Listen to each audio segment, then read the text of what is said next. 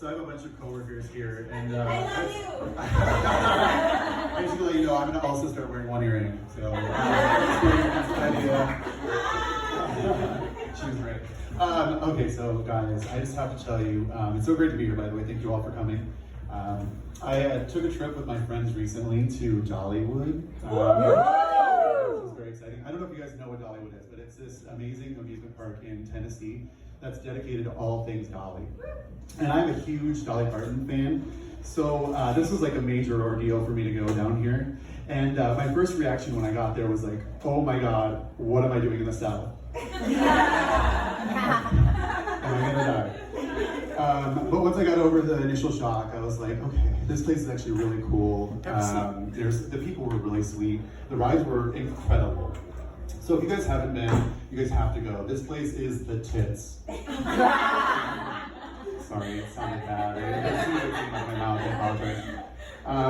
But anyways, my friends and I, we got this exceptionally warm welcome because we were wearing all these matching custom Dolly shirts that I made. They had her face on the front and then a song title on the back. And my song title was Dumb Blonde, obviously, because it's ironic. But speaking of irony, there's been something that's been bugging me recently. Have you guys ever wondered why Cinderella wore glass slippers? So, like, I don't know, maybe it's just me. Like, why glass of all things? Like, was it tempered glass at least? And I have questions, obviously. Then why were they called slippers? Like, I'm no women's shoes expert by any means, but like, I know a pair of pumps when I see them. I think that they called them slippers to like distract us from the fact that they were made of glass. She's out here shaking it for the prince in glass pumps. It really makes you question the mental state of the fairy godmother, right? Like, did Cindy sleep with her man or something? I can just see her in her fairy godmother lab, just with her assistant, all mad. She's like, "We're gonna make her the most uncomfortable pair of shoes imaginable." And he's like, "Oh, you mean like 2 sizes too small?" Or she's like, "No, glass. I want them to shatter. Like, I want to see blood." Like, Jesus, lady, is this a Saw film or a fairy tale for children? But if you think about it, of course she took her shoes off. Her feet hurt. Like, have you seen a girl at the end of the night, like after a club? Like, right? Right. So she's like walking around, and this prince is so self-absorbed that he's like, "But you left this shoe for me to come and find you, right?" She's like, "No, that's just where it landed. The other one is in your mailbox." But before this, so this guy makes all these women the poor women in this village like go and try on these uncomfortable ass shoes. If this prince tried to make me put glass on my feet, I'd be like, "No, sir, you are confused. You want old bunion feet over there. Not you." But anyways, so they lived happily ever after, so that's great. But it is a sweet story. They just rode off into the sunset with their rats. But I love a good sunset. I don't know about you guys. You know who really loves sunsets? Vampires. Thanks for the lead in. They go crazy when the sun goes down. I think I've been thinking about them recently because I've been watching a lot of them on TV and stuff. Well, technically they're called Senate Republicans, but I mean, tomato, like, I don't want to get into semantics.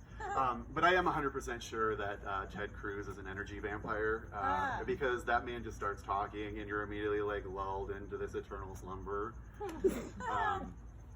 I always wonder, well, I don't always wonder, but I wonder like what kind of vampire I would be. Like, I know I could never be a werewolf because I hate body hair.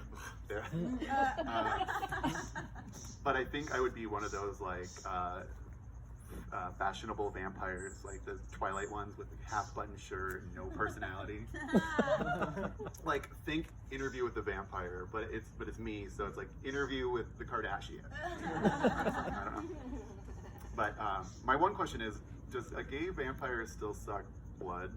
Like, I mean, even so, you think about it. Even if they're not trying to kill you, like, hooking up would be very dangerous with those fangs. I mean, it sounds like a terrible blowjob, but like, eventually you're gonna nick something with those chompers, and then it's like a shark with blood in the water. They weren't gonna kill you before; they have to kill you now. But maybe if you think about it, though, the whole idea of vampires killing people just by sucking their blood is a little bit unrealistic. Because, I mean, you have to lose a lot of blood to just die. Like, and if you watch movies, like, they just, like, touch the victim's neck, and then the victim, like, oh no, dead. Like, it's like, really? But do you think vampires are out there just, like, sucking that much blood in one sitting? Like, if they were really sucking blood to, like, kill somebody, don't you think there'd be more obese vampires? Just something to think about. But, so here, I have a scenario. So I think it would go something like this. So a vampire jumps out, and they're like, I'm going to suck your blood. And the victim's like, no, don't suck my blood, I will die.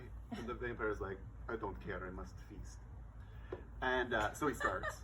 And then he stops when he's full, like any normal creature. And the victim's like, oh, I mean, you're done? Well, that's weird.